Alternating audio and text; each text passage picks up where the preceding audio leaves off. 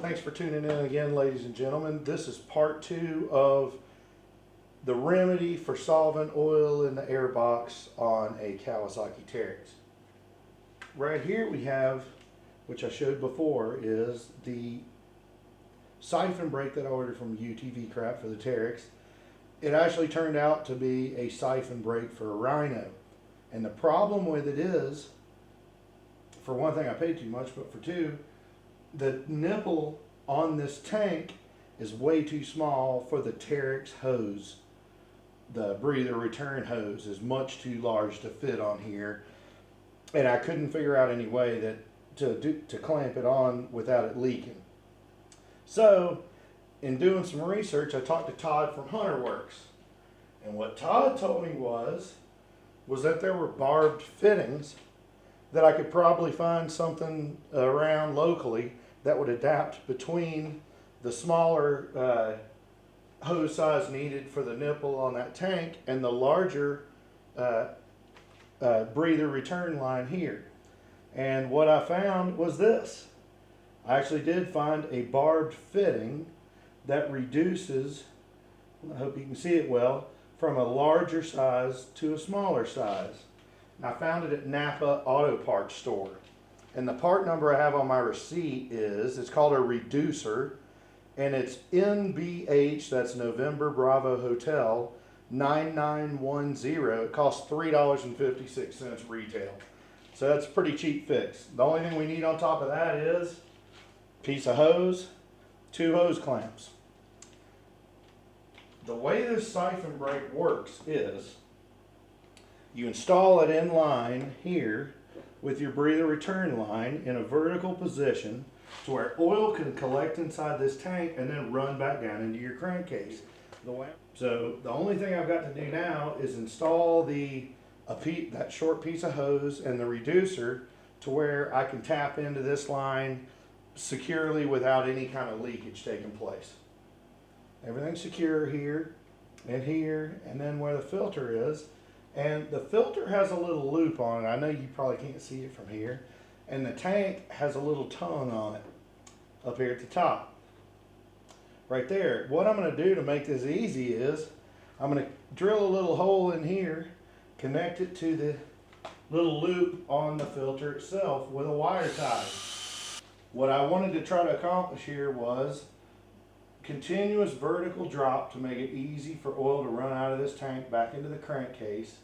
I wanted my outlet side of the box to be as high as possible, so that would minimize the chance of oil building up and then sending a big bubble of oil up and then out my filter.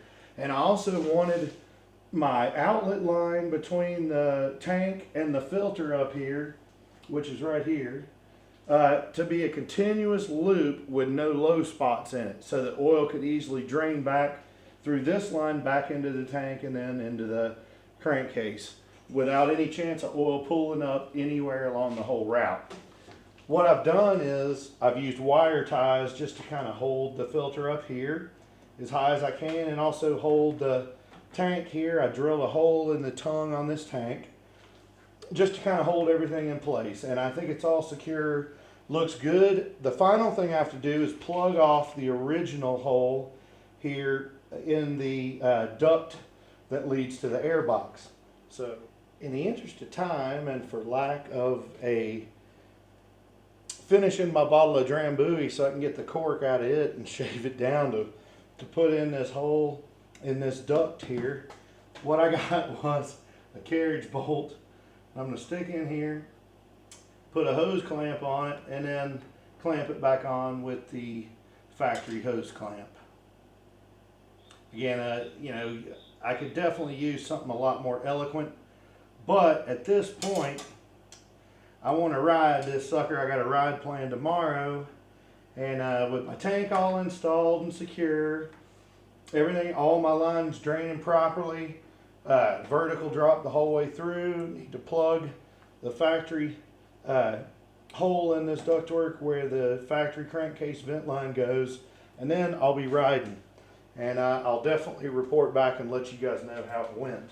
I'm real excited to get oil out of my air box finally. It's been a maintenance headache because I like to run my Teryx really hard, and also another thing I forgot to mention is that I do have oversized tires on it. I've got Highlifter MST 26-12-12s on the back, 26-10-12s on the front. They are a little taller in profile. They're also a lot wider than the factory tires. They got a lot more bite. Obviously, they put a lot more load on the machine. I've now got my carriage bolt hose clamped in. Here's the factory Kawasaki clamp here. I'm going to slide this back on the factory location, set up the clamp on it. Okay, there we go. There you have it. The Rhino siphon brake installed on a Teryx. Good angles on everything. Should work fine.